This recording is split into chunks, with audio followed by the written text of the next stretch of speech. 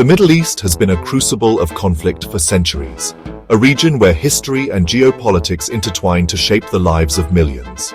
Among the many rivalries that define this landscape, none is as shadowy, intricate, and impactful as the conflict between Israel and Iran. This is not a war fought on conventional battlefields with tanks and troops. Instead, it is a clandestine conflict waged in the shadows, defined by proxy wars, assassinations, cyber attacks, and covert operations. This is the story of a struggle between two nations whose ideological, political, and strategic goals are diametrically opposed. It is a war in the shadows that has not only reshaped the Middle East, but has also influenced global politics and security. The hostility between Israel and Iran is rooted in the seismic shifts that occurred in the late 20th century. During the era of the Shah, Iran was one of Israel's few allies in the region. Both countries shared concerns about Arab nationalism and Soviet expansion. However, the Iranian Revolution of 1979 marked a dramatic turning point. With the overthrow of the Shah and the rise of Ayatollah Khomeini, Iran adopted an explicitly anti-Israel stance. The new regime framed Israel as an illegitimate entity and a symbol of Western imperialism. This shift, coupled with Iran's desire to position itself as the leader of the Muslim world, set the stage for decades of enmity. Meanwhile, Israel viewed Iran's newfound ideology and growing regional influence as an existential threat. This transformation of Iran from ally to adversary reshaped the geopolitics of the Middle East. Iran's strategy to counter Israel has largely revolved around the use of proxies. The most notable among these is Hezbollah, a Shiite militant group based in Lebanon. Founded in the 1980s with Iranian support, Hezbollah has grown into one of the most powerful non-state actors in the world, armed with tens of thousands of rockets aimed at Israel.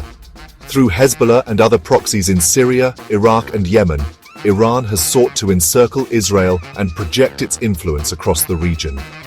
These groups serve as extensions of Iran's military strategy, allowing it to challenge Israel without direct confrontation. For Israel, the rise of Hezbollah represents a grave security threat. The 2006 Lebanon War showcased the destructive potential of such proxy conflicts, with rocket attacks paralyzing northern Israel and airstrikes devastating southern Lebanon. At the heart of the Israel-Iran conflict lies Iran's nuclear program. Tehran insists its nuclear ambitions are peaceful, aimed at energy generation. Israel, however, sees the program as a veiled attempt to develop nuclear weapons, a development it considers unacceptable. The stakes were dramatically raised in 2002 when Iranian dissidents revealed the existence of undeclared nuclear facilities. This revelation triggered years of international negotiations, sanctions, and inspections. Israel, however, has often taken unilateral action. In 2010, the Stuxnet cyber attack, a sophisticated malware reportedly developed by Israel and the United States, crippled Iran's nuclear centrifuges. More recently, assassinations of Iranian nuclear scientists have underscored Israel's determination to thwart Tehran's ambitions. Syria has become a critical theater in the Israel-Iran conflict. During the Syrian civil war, Iran deployed troops, weapons, and resources to prop up the Assad regime. This provided Iran with a foothold in Syria, enabling it to transport arms to Hezbollah and establish military bases near Israel's border. Israel has responded with hundreds of airstrikes targeting Iranian infrastructure in Syria. These strikes aim to prevent Iran from creating a land bridge to the Mediterranean, a strategic corridor that would allow it to project power across the region. This ongoing confrontation in Syria illustrates the shadowy nature of the conflict, where both sides operate just below the threshold of full-scale war. The digital realm has become one of the most contested frontiers in the Israel-Iran conflict. Both nations have poured resources into building formidable cyber capabilities, turning cyberspace into a battlefield for espionage, sabotage, and psychological warfare. The cyber dimension of this conflict came to the forefront with the discovery of Stuxnet in 2010, a highly sophisticated computer worm believed to be jointly developed by Israel and the United States. It specifically targeted Iran's Natanz nuclear facility, causing the centrifuges used to enrich uranium to malfunction. Stuxnet didn't just disrupt Iran's nuclear program, it introduced the world to a new era of cyber weapons that could inflict physical damage. This was a landmark moment, proof that cyber tools could be more than just digital nuisances, they could become weapons of war. Following the Stuxnet incident, Iran significantly ramped up its cyber capabilities. Iranian hacker groups, some linked directly to the Islamic Revolutionary Guard Corps, began targeting Israeli financial institutions, water treatment systems, and transportation infrastructure. In one high-profile case in 2020, Iranian operatives attempted to alter the chlorine levels in Israeli water systems. An attack that, had it succeeded, could have endangered civilian lives. Israel reportedly retaliated with a cyber attack on Iran's Shahid Raja'i port, causing widespread disruption in maritime operations. These exchanges underline the new tit-for-tat nature of cyber warfare between the two countries. Espionage operations have also taken a central role in this digital conflict. Israel's Mossad is renowned for its global reach and effectiveness. In 2018, Mossad agents infiltrated a secure warehouse in Tehran and extracted a massive trove of documents detailing Iran's nuclear weapons program. The operation was executed with military precision and remains one of the most daring intelligence missions in modern history. Cyber tools have become indispensable in such operations. From surveillance malware embedded in smartphones to spyware like Pegasus, developed by Israeli company NSO Group, digital espionage has enabled real-time monitoring of enemy plans and movements. Iran has also developed its own suite of offensive cyber tools. It uses social engineering, spear phishing, and fake online identities to breach Israeli systems and collect intelligence. Moreover, both sides engage in psychological operations. Iran runs coordinated disinformation campaigns through state media and social platforms, attempting to erode public trust in Israeli leadership and exploit societal divisions. Israel counters with its own narrative campaigns, designed to delegitimize the Iranian regime and expose Tehran's clandestine activities. The scope of this cyber conflict is global. Iranian hackers have targeted Israeli embassies and diaspora organizations in Europe and Latin America. Israeli security experts have discovered Iranian-linked campaigns aimed at hacking into universities, think tanks, and tech firms worldwide. This cyber and espionage warfare is not only about sabotage or data theft. It's about deterrence, signaling capability, and gaining strategic leverage without triggering a conventional war. It is a game of high stakes and higher secrecy, where every piece of stolen data, every system breach, and every silent keystroke could alter the trajectory of one of the most volatile rivalries in the modern world. In the shadows of the physical battlegrounds in Syria, Lebanon, and Gaza, the cyber war between Israel and Iran rages relentlessly, unseen, unacknowledged, but immensely consequential. Economic sanctions have been a critical tool in the international effort to curb Iran's nuclear ambitions. Israel has worked tirelessly to rally global support for these measures, viewing them as a way to pressure Iran without resorting to military action. Iran, for its part, has sought to circumvent sanctions through alliances with countries like Russia and China. Diplomatically, Israel has sought to isolate Iran by building alliances with Sunni Arab states, many of which share its concerns about Iranian expansionism. The Abraham Accords, which normalized relations between Israel and several Arab nations, represent a significant shift in regional dynamics. Assassinations have become a hallmark of the Israel-Iran conflict. The killing of Iranian General Qasem Soleimani in a US drone strike, widely seen as beneficial to Israel, and the assassination of Mohsen Fakhrizadeh, a top nuclear scientist, have highlighted the covert and lethal nature of this struggle.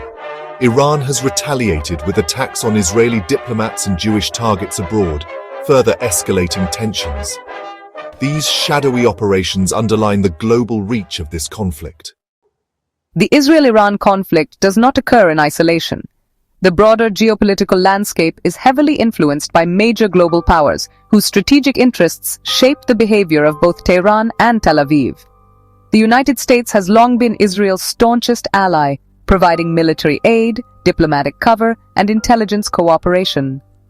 Washington and Tel Aviv share concerns over Iran's nuclear ambitions, regional proxy networks, and ballistic missile program. The United States has supported Israel's strikes on Iranian positions in Syria and has also played a critical role in imposing economic sanctions on Iran. However, U.S. policy has not always been consistent. Under President Obama, the United States pursued the Joint Comprehensive Plan of Action, a nuclear deal intended to curb Iran's nuclear program. Israel, under Prime Minister Benjamin Netanyahu, vehemently opposed this agreement, arguing it gave Iran a path to nuclear capability. Under President Trump, the United States withdrew from the JCPOA, aligning closer with Israel's hardline stance and imposing maximum pressure on Tehran. Russia presents a more complicated figure. While it maintains cordial relations with Israel, it is also a key ally of Iran, especially in the Syrian civil war. Russia's presence in Syria acts as a moderating force, often coordinating deconfliction protocols to avoid direct clashes between Israeli and Iranian forces operating in the same space. European powers, especially France, Germany, and the UK, have attempted to balance between deterring Iran's nuclear ambitions and keeping diplomatic channels open. Their support for the JCPOA was rooted in a belief that engagement, not isolation, was the path to regional stability. China, though less vocal, is increasingly influential. As a major purchaser of Iranian oil and a growing investor in Iranian infrastructure, Beijing offers Tehran an economic lifeline amid Western sanctions. China's strategic interest in the Middle East is growing, and any escalation in the Israel-Iran conflict risks complicating its regional ambitions. Thus, the actions and decisions of these international players either escalate tensions or serve as pressure valves, constantly shaping the dynamics of this shadow war. Chapter 9: Economic Warfare and Sanctions. Another key front in the Israel-Iran shadow war is the economic battlefield. Over the years, Israel has used its diplomatic leverage to advocate for harsh international sanctions against Iran, aiming to curb its nuclear ambitions and disrupt its regional proxy networks. The US-led sanctions regime, especially after withdrawing from the JCPOA, has targeted nearly every sector of Iran's economy. Most critically, its oil exports, banking system, and foreign currency reserves. These sanctions have plunged Iran into severe economic hardship, leading to inflation, unemployment, and a declining currency. Israel views these sanctions as a vital non-military tool to weaken Iran's capabilities and reduce its funding for Hezbollah, Hamas, and other affiliated militias. Israeli intelligence has also been involved in targeting and exposing illicit financial networks that Iran uses to bypass sanctions, including shell companies, cryptocurrency transactions, and smuggling routes. Iran, in turn, has adopted a strategy of economic resilience and circumvention. It has fostered closer ties with non-Western nations such as China, Russia, and Venezuela to maintain trade flows and attract investment. Iran has also invested in regional self-sufficiency initiatives and black market channels to sell oil and obtain critical goods. Moreover, Iran has weaponized its control over strategic maritime choke points like the Strait of Hormuz, periodically threatening or attacking shipping vessels to increase oil prices and pressure the global economy, thereby indirectly pressuring the West to ease sanctions. This ongoing economic war increases the risk of broader instability and makes any resolution more difficult. The more Iran feels strangled economically, the more likely it is to rely on its asymmetric military tools. For Israel, ensuring Iran never gains the resources to develop nuclear weapons or fund aggression remains a central objective. Super Chapter 10: The Role of Public Perception and Propaganda. On-screen text, chapter title displayed on screen. Both Israel and Iran have invested heavily in shaping global narratives and public opinion. Iran uses state-run media like press, TV, and cultural diplomacy to cast itself as a defender of Palestinian rights and resistance against Western imperialism. Through Quds Day parades and rhetoric from leaders, Iran attempts to mobilize Muslim and anti-Western sentiment worldwide. Israel, on the other hand, presents its struggle against Iran as part of the broader war against terrorism and nuclear proliferation. By highlighting Iran's support for groups like Hezbollah, Hamas, and the Houthis, Israel builds international consensus for its security-driven actions. Its outreach in Western media and diplomatic channels emphasizes shared democratic values and regional stability. The battle for public opinion has real strategic consequences. It influences diplomatic alignments, determines the limits of military action, and frames the conflict in international forums like the United Nations.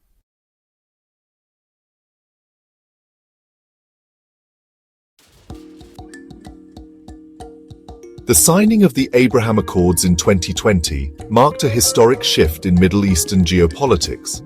Israel normalized relations with several Arab nations, including the UAE and Bahrain, signaling a shared interest in countering Iran's regional influence.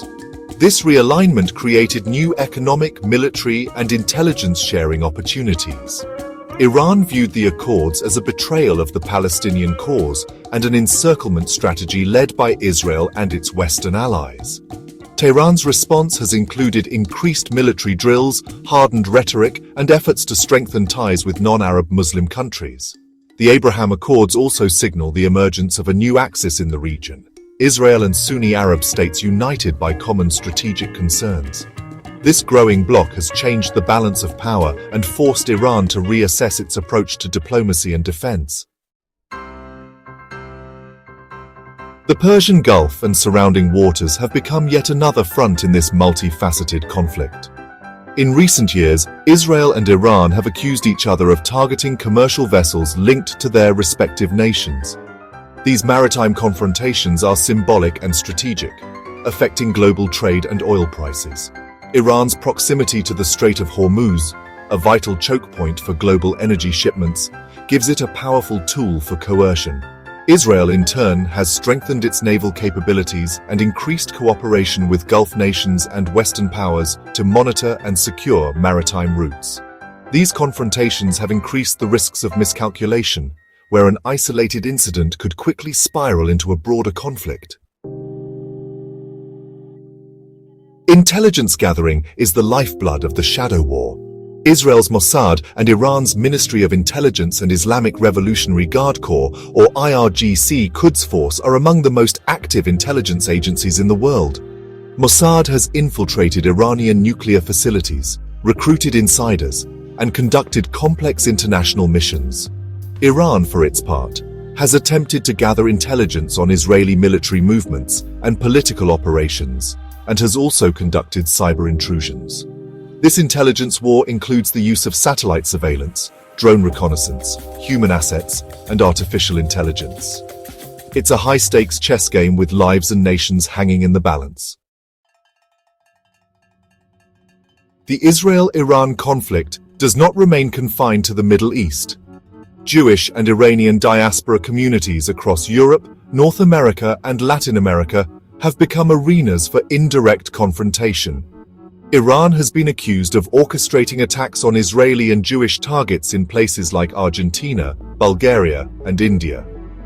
Israeli security services maintain a global presence, working closely with local law enforcement to prevent such incidents. Diaspora communities are also active in advocacy, lobbying their host governments to take stances supportive of their national causes. This adds another layer of complexity to the global diplomatic landscape. Looking ahead, the Israel-Iran conflict is poised to become even more complex. Emerging technologies like artificial intelligence, quantum computing, and hypersonic weapons could redefine the nature of the conflict. Iran continues to push for regional dominance, developing its missile capabilities and strengthening its proxy networks. Israel remains committed to maintaining its military edge and preventing Iran from crossing the nuclear threshold. Whether through diplomacy or deterrence, both nations must navigate a minefield of risks. The next decade will likely determine whether this shadow war escalates into open confrontation or is contained through international engagement. Ultimately, the Israel-Iran shadow war is a defining conflict of our time, unfolding in secrecy, driven by ideology, and fraught with the potential to change the course of global history. The shadow war between Israel and Iran encapsulates the volatile interplay of ideology, technology, and geopolitics in the 21st century. It is not merely a regional dispute, it is a global conflict in miniature, involving cyber attacks, covert missions, economic sanctions, and ideological warfare. As long as both sides view each other as existential threats, the conflict is unlikely to resolve through traditional means. However, understanding its origins, mechanisms, and implications can help the global community prepare for its consequences, and perhaps guide it toward a more stable and peaceful resolution.